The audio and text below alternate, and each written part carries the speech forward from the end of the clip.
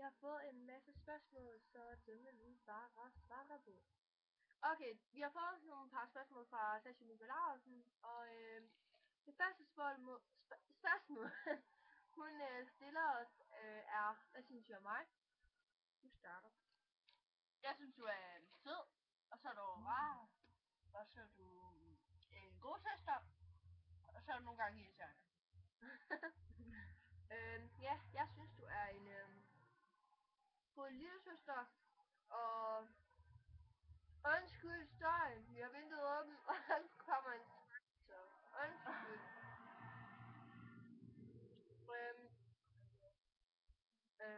Ja, en god lillesøster er sjov og sjov. Og ja, så betyder det meget. Man kan ikke beskrive dig.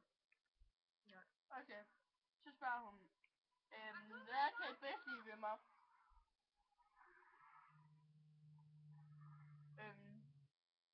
Så får de psykisk flip. Ja, det siger jeg også, når du får det der psykisk flip der. Jeg elsker det simpelthen. Jeg synes simpelthen, jeg kan ikke lade være med at grine, eller det er sådan, så dør jeg helt, fordi jeg fækker sådan helt afsindelig helt af grin, når du får det der psykisk flip der. Så stiller hun et spørgsmål, elsker mig?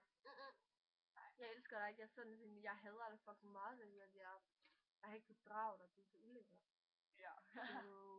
Selvfølgelig elsker vi dig, hallo med, for din søster. Okay, så spørger hun, hvad synes I om mig? Det har du skrevet en gang. Ja, det kan vi ikke svare på. Okay, er jeg dejlig? Nej.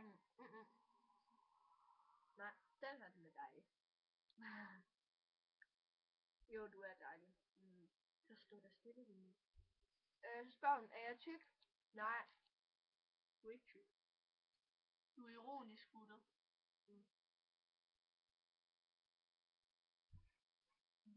Okay, er jeg nuttet? Ja, er det. Er I forelsket? Nej, jeg er ikke forelsket. Jo, jeg er så. I min kæreste. Ja, jeg er også forelsket. I hende Gunther. Okay. Så har vi fået et spørgsmål. Fra Andrea Poulsen, som er til Melanie. Hvad betyder jeg for dig?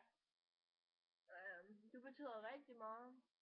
Det er så meget, jeg ikke engang kan beskrive det. Det er bare dejligt. Den bedste kæreste. Bedste. Du læser lige dem også. Okay. Og så spørger han, hvem er den vildeste, mest mig eller Simone? Sorry, men det er Simone virkelig. Hun er fandme den vildeste mest ever, man kan finde. En faktisk, jeg kan passe på, drenge. Og kunne du godt på nogensinde? Jeg forstår ikke spørgsmålet, Simone forstår heller ikke spørgsmålet, så det kan jeg desværre ikke svare på. Okay. Og hvad er det første, du vil gøre, når du ser mig efter lang tid? Det er pænt til dig. Giv dig en kæmpe kram. Og sige hej.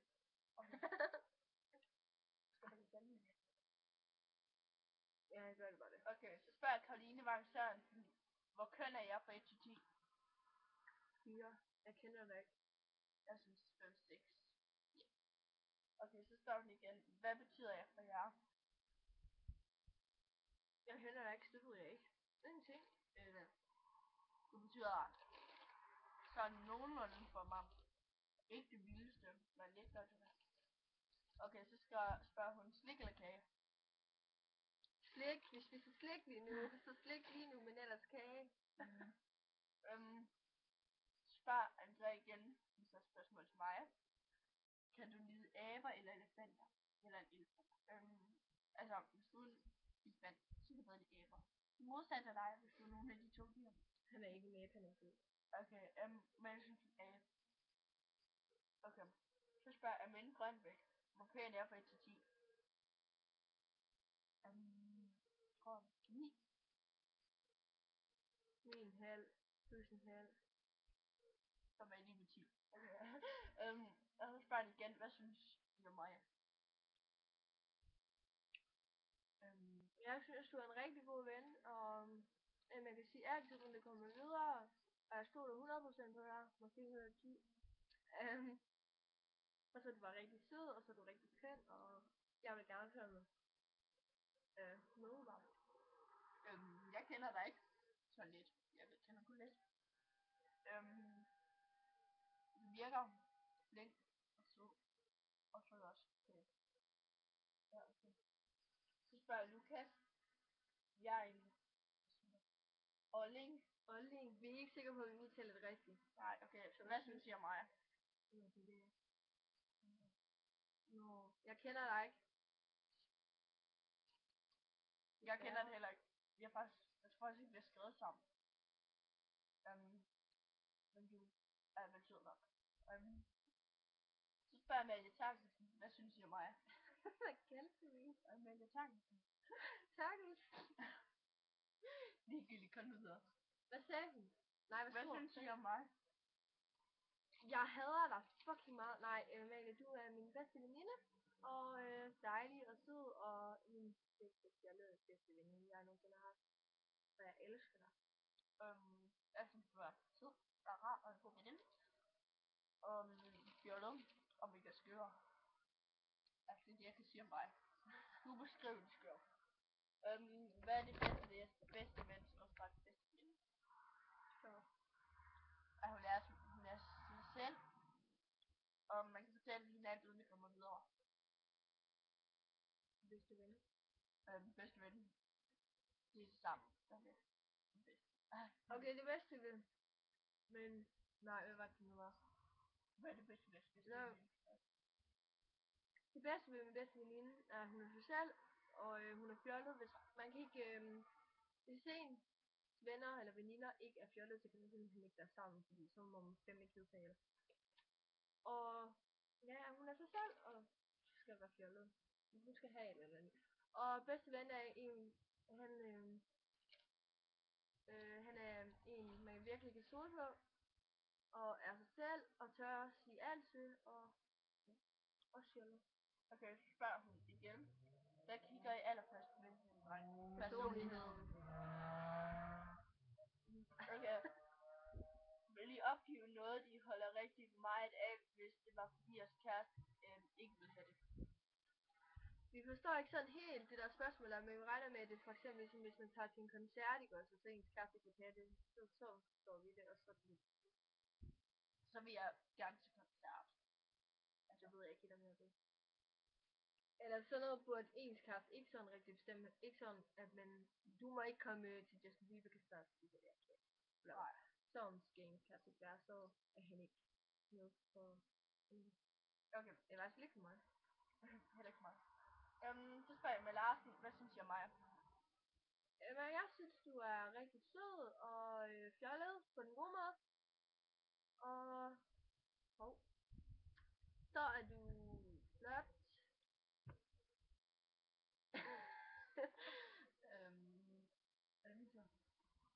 Okay, jeg synes, du er sød og rar og en god veninde og min allerbedste veninde og alt det en veninde skal have. Hallo, computer!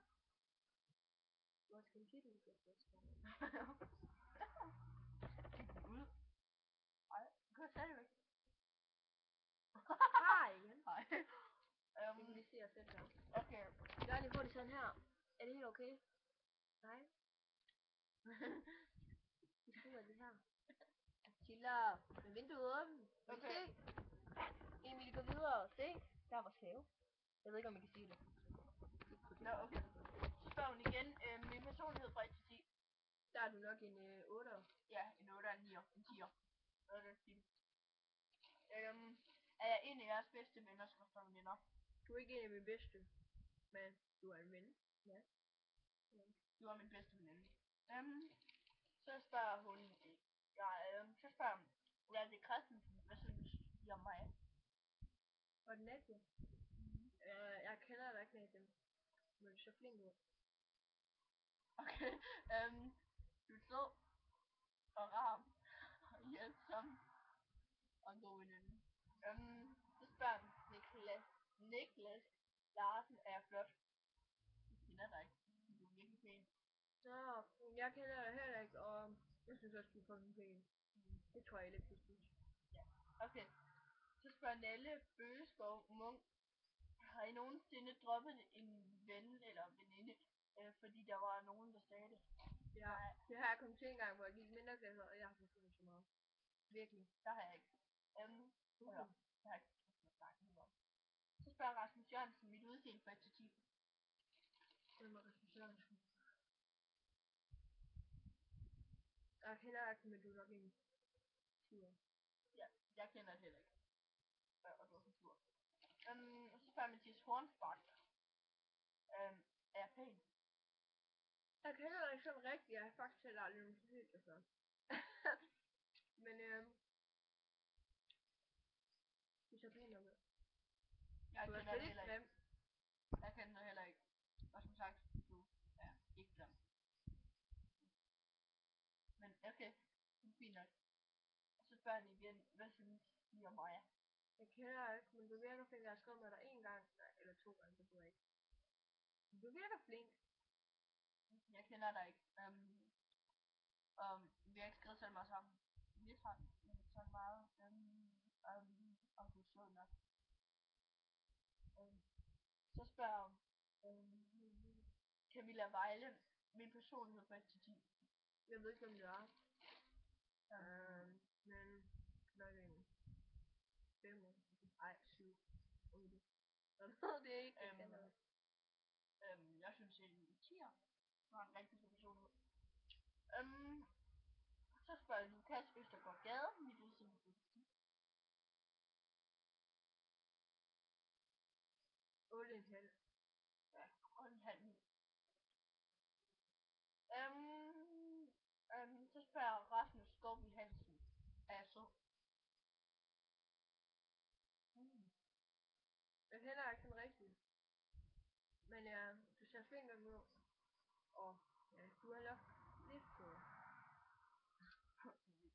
Og man kender ham ikke. Jeg synes du er sød. Rigtig sød. Spørg han igen min personlighed fra 1 til 10.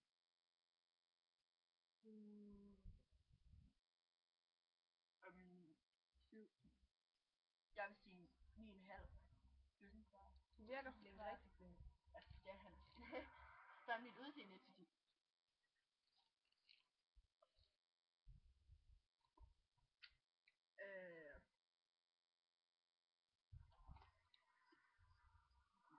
7. 7,5 tror Med jeg. pil opad. Ja. Hvad betyder det? Du ligger deroppe. Rigtig ud. Så spørger Mathias Clausen mit udseende fra 1 til 10. Du er simpelthen en 9,5 gange 1,5.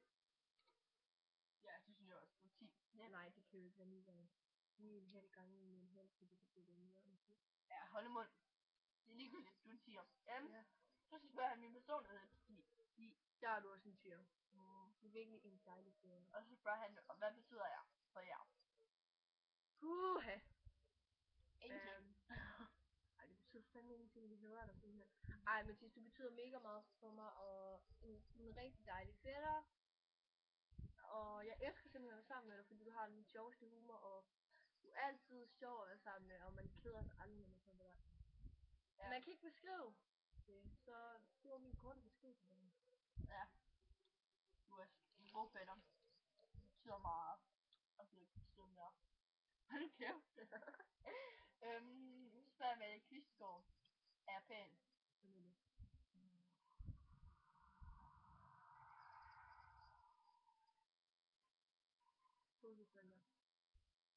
Nå, du er da hun var pæn. På skala eller bare? Bare. Ja, Jeg er nej. pæn. Ja. Du er rigtig pæn. Er jeg sød? Ja, mega sød. Det ved jeg ikke, jeg kender ikke. Okay, så spørger hun mit udseende 1 til 10. Alright. 10. Så spørger Julia Kjær, hvad synes I om mig? Julia, det kan du jo. Jeg kender dig ikke sådan rigtig, Julia, men du virker rigtig flink, og jeg har kun hørt gode ting om dig, så... Ja. Julia, du er sød og rar og flink og alt det der, og du var den første i skolen og pigerne på klassen, der sagde noget til mig. Du er en rigtig god veninde. Det var